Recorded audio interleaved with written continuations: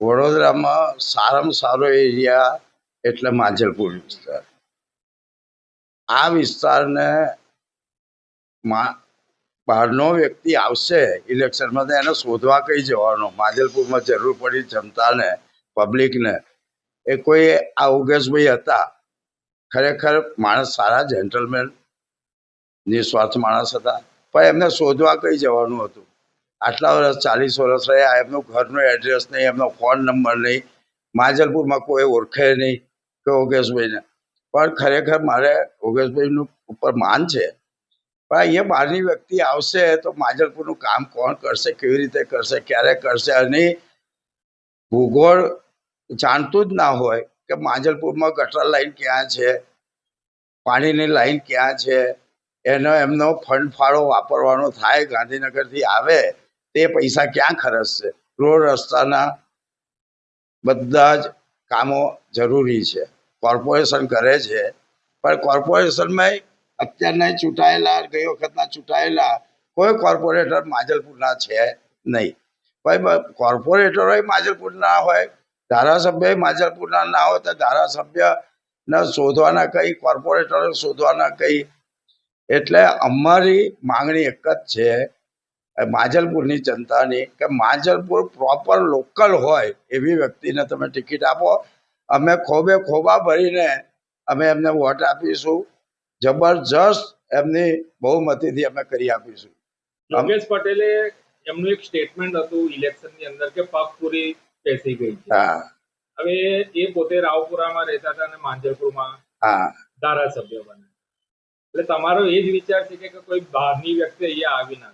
જો યોગેશભાઈએ સરસ સ્ટેટમેન્ટ આપેલું, પણ એ વખતે મેં પણ વિરોધ કર્યો હતો યોગેશભાઈને માન આપવા માટે, એમને ટેકો આપવા માટે, કે કોઈ બહારની વ્યક્તિ હોવી જોઈએ નહીં. છતાં યોગેશભાઈની વાત આ લોકોએ ઉડાડી દીધી આગળ ઉપરના નેતાઓએ, અને એમનું અપમાન કર્યું કહેવાય યોગેશભાઈનું.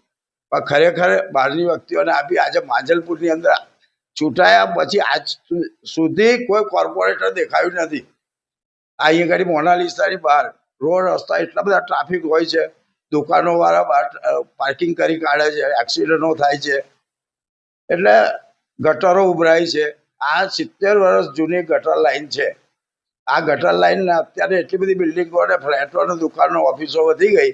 હવે એ નાની લાઈનની અંદરથી ઉભરાય છે, રોજ ટેન્કરો બોલાવવી પડે છે.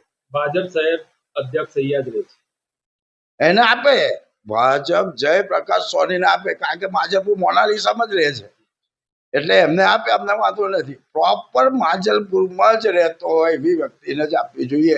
જયપ્રકાશ સોની માણસ જેન્ટલમેન છે, કામ કરે એવા છે, એવાને ટિકિટ આપે અને અહીંયા મંત્રી પણ બનાવે તો માંજલપુરનો ઉદ્ધાર થશે.